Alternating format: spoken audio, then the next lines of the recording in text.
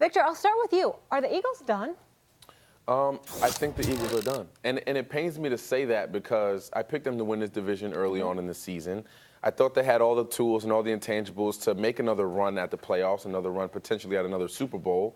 But they're just not playing good football right now. And Carson Wentz, he's playing well. He had a good game against the Cowboys a week ago. But this week, obviously, going against New Orleans Saints, a formidable team, a Super Bowl contending team, in my opinion. And he didn't do well. And the whole team didn't do well. They couldn't stop Drew Brees, which no one could this year. It feels like he's the MVP, in my opinion. And when you look at the NFC East, I don't believe in the Washington Redskins without Alex Smith. I don't believe in Colt McCoy getting it done. And you look at the Dallas Cowboys, I feel like at some point they're going to crumble. I mean, it's just what they do year in and year out. And, Max, don't look now. But if the New York Football Giants are able to run you the already table, got me before. He's not wrong. If There's they're no able to winnable run game. You got me table, before when you did this, and you had your whole they're speech able, and turned it around. The type and of didn't happen. football that they're playing now is reminiscent to the 2011 season that I played. They're having fun. They beat the Niners with their backup quarterback in the Bucs. They're a terrible defense. If you look at this the last month of football that they have to play, they're facing some teams that are battered and bruised up. And they have, except for the Bears and a couple other teams in there, but they have an opportunity Victor, you're not wrong. to run the table. There's no unwinnable game on the Giants' schedule. Correct. Which is hilarious. That's how bad the division is. But if you had to put the odds on, like, the division anyone could theoretically win, including even the hapless Giants. But they have the worst odds because they have the worst record by far. It would take a miracle. Okay. Then the question is, who has the next worst odds? I actually think it is the Eagles because if you look at when the Eagles, a couple of years ago, I thought, hey, they're trending toward elite. And then Lane Johnson was suspended for PED use. And during that time, they couldn't win at all. But as soon as he got back on the field, they were kind of elite again. And the next year, they won the Super Bowl. There's a tipping point on that Eagles offensive line. You can talk about the running backs, and they don't have any all, right? You know, they lost all their running backs to injury and everything. They lost their offensive coordinator. This is very good. They lost their quarterbacks coach. They elevate your wide receivers coach to offensive coordinator. Lo and behold, you have two excellent tight ends who aren't always on the field together at times when they should be. Oh, I wonder why that is, right? Exactly. So they got a lot of other problems, but really what I noticed more than anything else, it's an issue on the offensive line, and now they're demoralized. As you know, offensive line can demoralize a season. Yep. That's what's happened to the Eagles.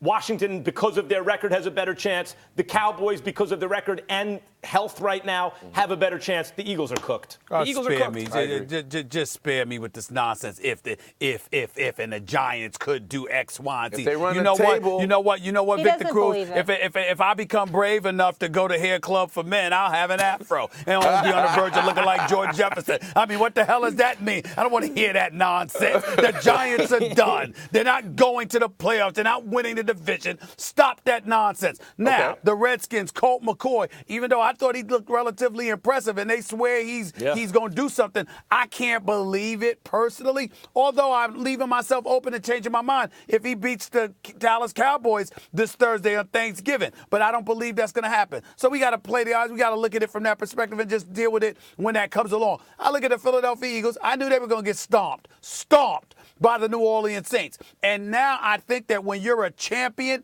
and you've been there before, and by the way, Carson Wentz has completed 70% of his passes. It's not like he's wetting the bed for crying out loud. I think it's one of those situations where the Philadelphia Eagles, because you don't have to worry about going up against that quarterback again outside of Jared Goff. You got 2 games against Colt McCoy and the Redskins. You got a game against Eli and the Giants. You got another encounter against the Cowboys. You got a young Deshaun Watson who can ball, but we've seen him get rattled from time to time. I think 5 of these next 6 games are very winnable games for the Philadelphia Eagles, and I'm not going to jump off the bandwagon for them just yet. I'm not going to do it. What about psychologically, though, Stephen A.? They seem like a demoralized team. You know, when they lost the 2 games at home, and they also blew a big fourth-quarter lead, it seemed like that was the nail in the coffin in terms of the kind of spirit that a team needs to go on and do something. They just look deflated. Well, let me say this to you. Tom, let me answer that question. Let me see.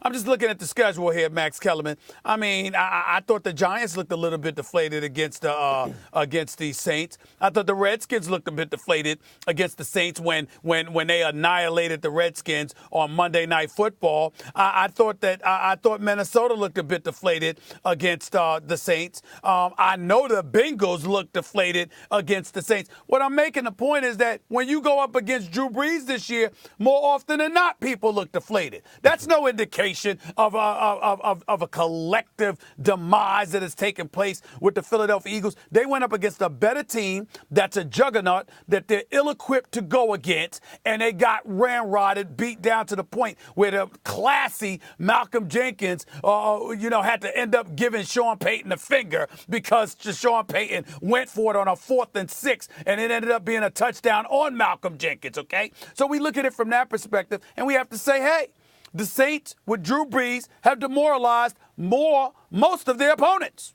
So that's no indication. Who you got winning the NFC East, Stephen A? Me personally, I said the Eagles. You still got the Eagles winning with I'm the not team, jumping with off the performances that they just put up in back-to-back weeks. That's who you're going. But remember, coming into the game, Victor, I said the Eagles were going to get stomped, romped, beat down on national television. I gave them no chance. I said, other than divine, Max is a witness, I said prayer. True. Other than divine intervention, they're going to get stomped. But that would be their wake-up call. That is what I proclaim, and I believe that's what it's going to be.